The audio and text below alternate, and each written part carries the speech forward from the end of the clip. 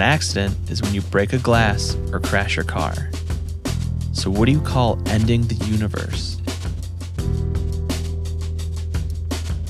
Tales of the Void presents Biff of the Apocalypse.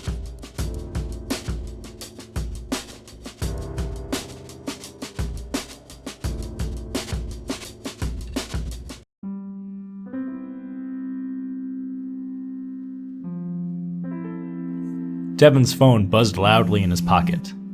Hey, Biff. Hey, Devin. How's it going? What do you want, Biff? Devin said quickly. What? Like I can't call his friend to chat? Devin rolled his eyes. Biff, in all the time I've known you, we've never just chatted. Now tell me what you want before I hang up. Alright, fine. Biff hesitated before he spoke. So, he said at last, you know how Janine has been bugging me about getting out of the house more? I think I recall you mentioning that, sure. Well, I found something. When Biff didn't continue, Devin egged him on. Nice, man. What'd you find? Once again, Biff held back. It's kind of embarrassing. Is it penis stuck in a shampoo bottle so you have to call your dad for help? Embarrassing? Aw, man, Biff groaned.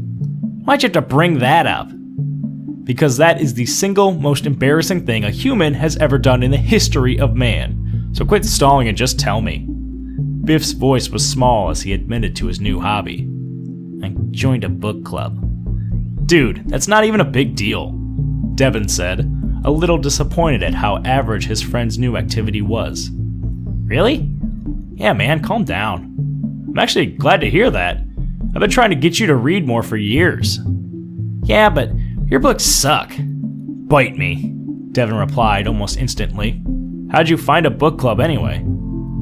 So I was walking downtown to the bar. Of course you were. Yeah. So I was going to the bar when this guy came up to me. We started chatting and he seemed pretty cool. This sounds like it's going to end with you in his bed, followed by a trip to your doctor. That's what I thought too, but it wasn't like that. We started drinking for a while, and it was a lot of fun. Eventually, he mentioned him and some friends were hanging out soon, and that I should come over.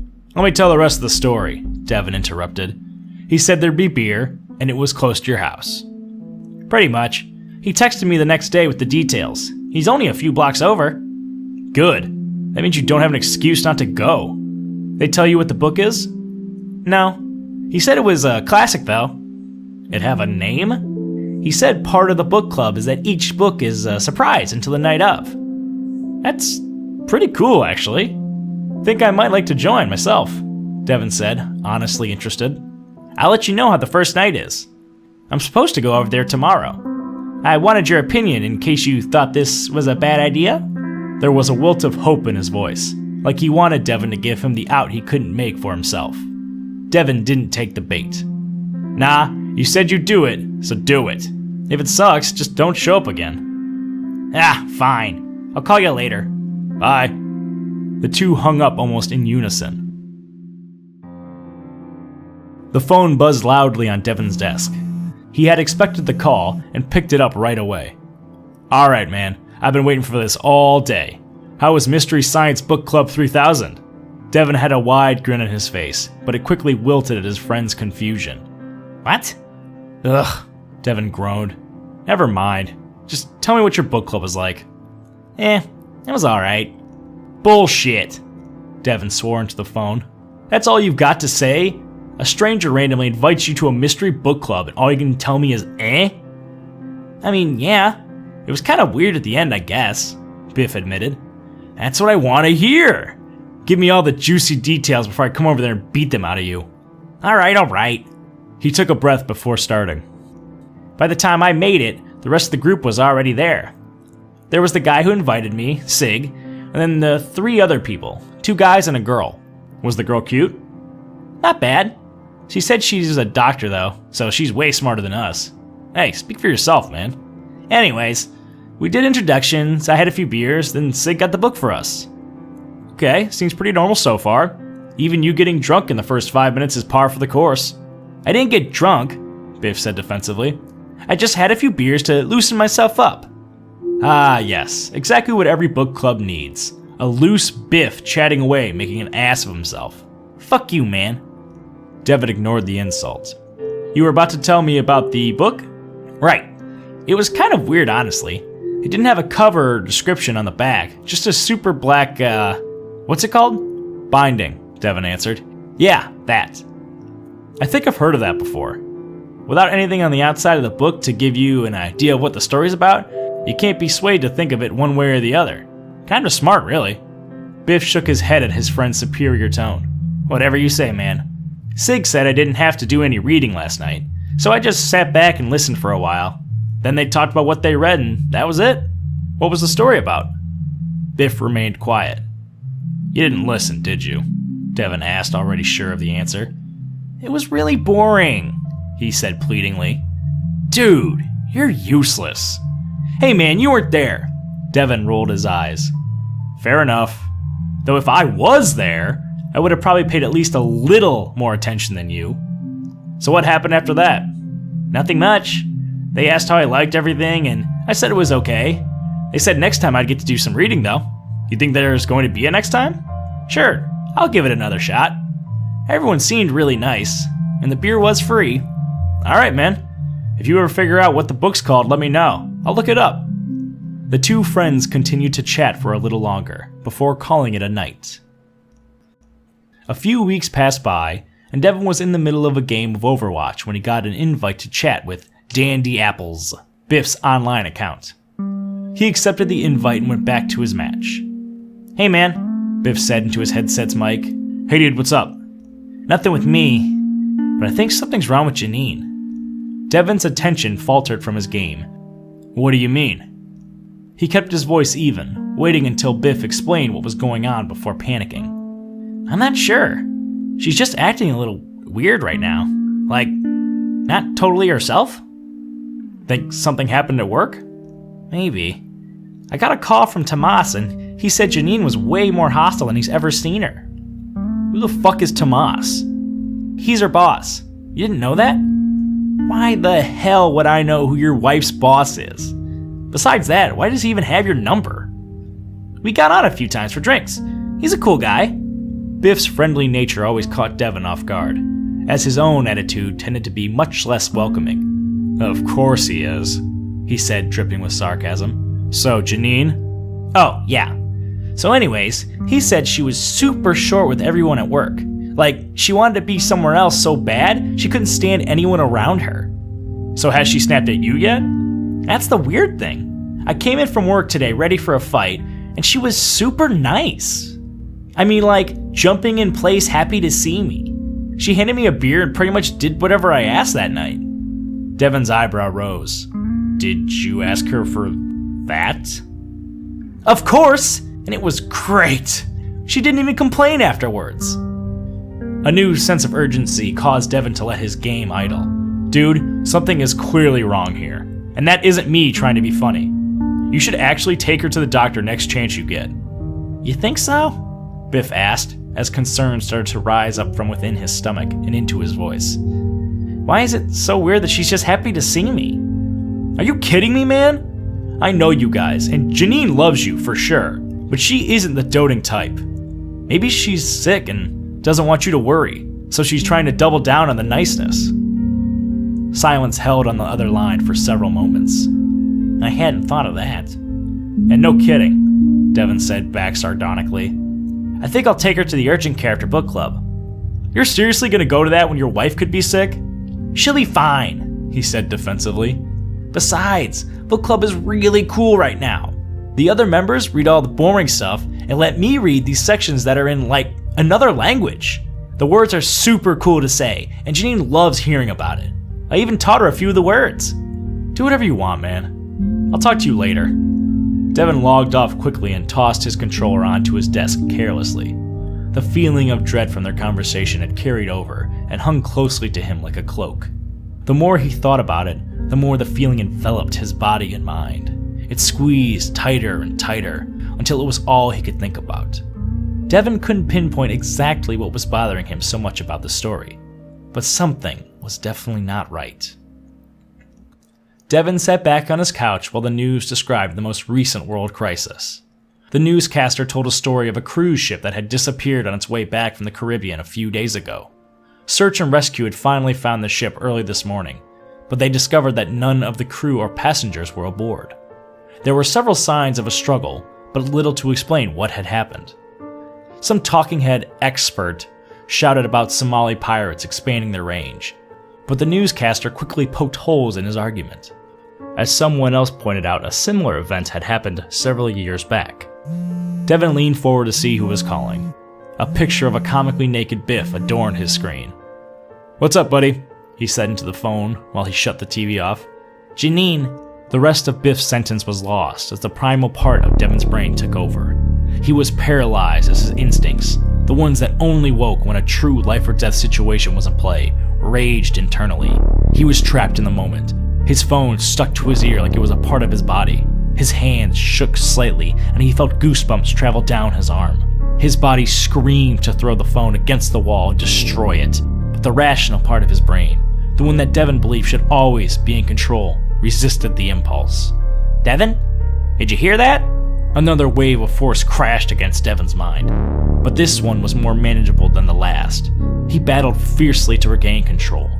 Dozens of rational explanations sprouted up to explain away that moment of insanity. At last, he had enough control to speak, but the after effects could be heard in his shallow breaths. "Sorry, Biff," he said weakly.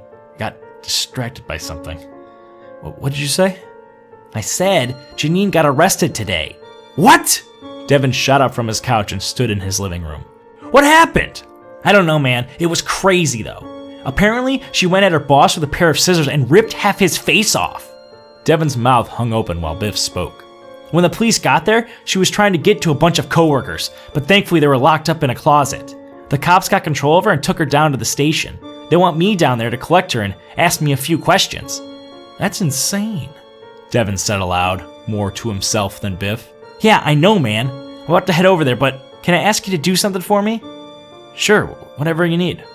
"Can you look up Yosen Ret of the One Thought?" "The fuck is that?"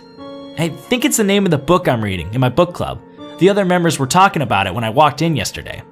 "Sure, I'll take a look, but does that really matter right now?" "Not really, but I know I'll probably need something to take my mind off what's going on. I figured knowing the ending of that book might help or something. Anyways, I've got to call Janine's parents. I'll talk to you later." The phone clicked off. Devin looked at his phone's screen as he tried to process their conversation. Too many things were happening at once, and the lack of control did not sit well with him. He decided to grab hold of the one thing he could, and wrote down the book's title. As he stared at the name in his ugly scrawl, Devin could have sworn that it started to warp on the notepad. The blue lines on the page looked like they were being slowly devoured by the name. He shook his head and dispelled the thought. "It's just stress," he thought to himself. Devin turned to his computer and began his research with a fervor he had not experienced before.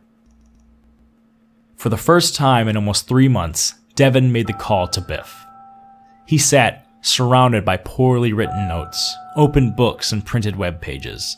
His kitchen table looked like a college freshman's first cram session. He hadn't bothered to go into work since he started his research. Devin doubted he even had a job anymore. Not that it really mattered. As the phone rang, Devin turned his head toward the muted TV. The captions read that an Indian village had turned cannibal practically overnight. Just about everyone was either dead or partially eaten. The survivors could be seen, still chomping away as the military rolled in to handle the situation. The anchors were shaken at the news they had to report. It could be seen in their pale faces, and the way their eyes would stare forward blankly. Devin knew what was going on, though. It all made sense once he started to read the signs, instead of just watch them fly by. Biff looked at the caller ID and saw his friend's name. He held the phone between his head and shoulder as he cracked open another beer. It had been a long few days, and without Janine to stop him, he didn't bother to wait long for a refreshing beer. "Hey, Devin," he said, followed by a loud sip. "You stupid son of a bitch. This is all your fault. Everything that's happened, and will happen, is on you." Devin's voice was devoid of any emotion. like there was nothing left within him to give the words life. "What are you talking about?" Biff asked. "All of it. I know you don't watch the news at all, but almost every country is having some crisis. People eating each other, kids sacrificing their parents, spouses murdering their bosses." Biff held his breath for a tick before letting it out. "Not cool, man." "No, it's not. I looked up that name, by the way. It's an outsider. An otherworldly god." Biff was annoyed now. He knew that Devin liked to fool him into believing his ridiculous stories, but this was too much. "Knock it off, Devin. This isn't funny, and I'm not falling for your bullshit." "Oh, don't worry. This is very real, and I can prove it."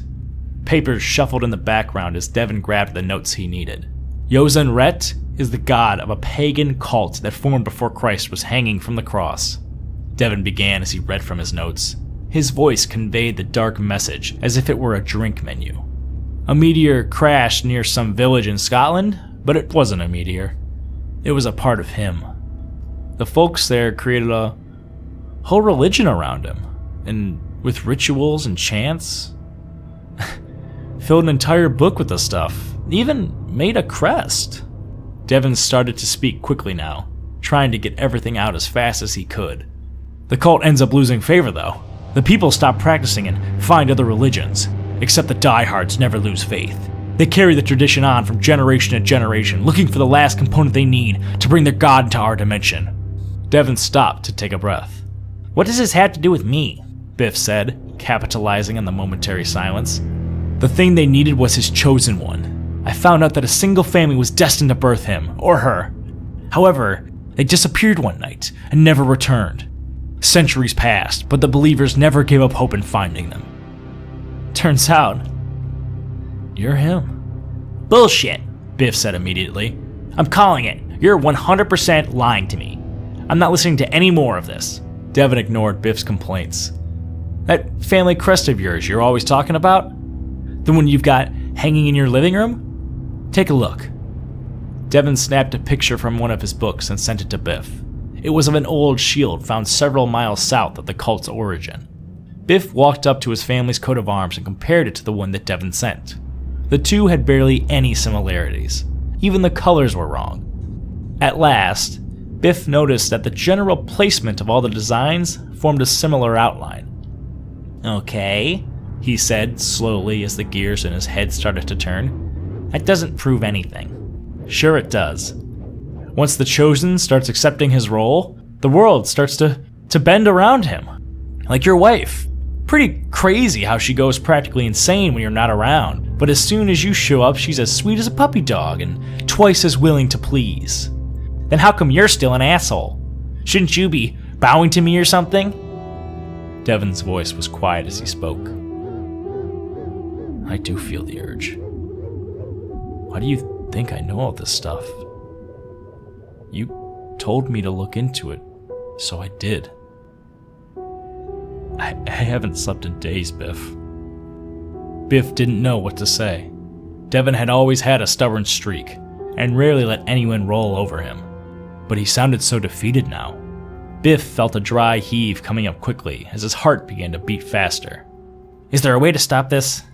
he asked, no longer concerned about whether his friend was lying or not. Can we get everything back to normal?" "No, man," Devin said in his empty tone. "We're done. Your book club set you up, tricked you into accepting your role in summoning Yozan Ret.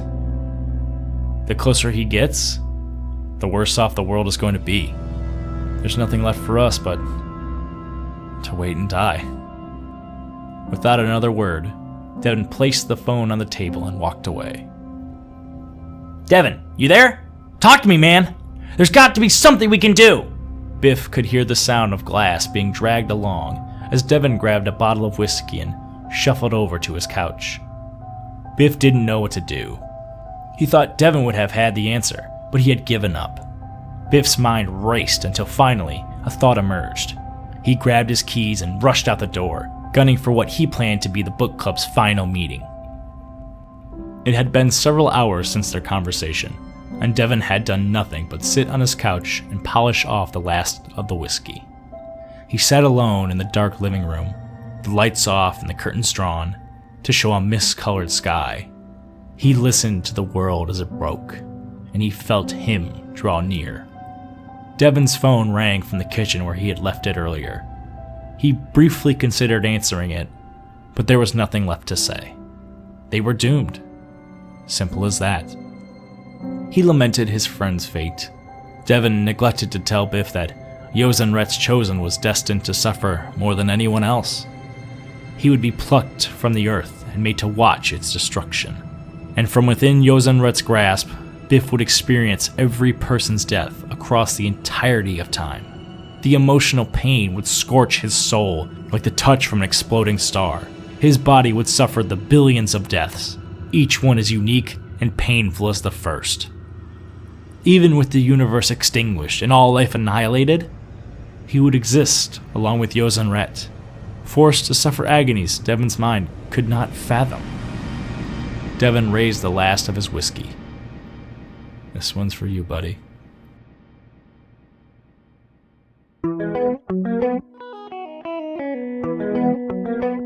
Tales to the Void is a collection of stories written and performed by Jake Conflitti.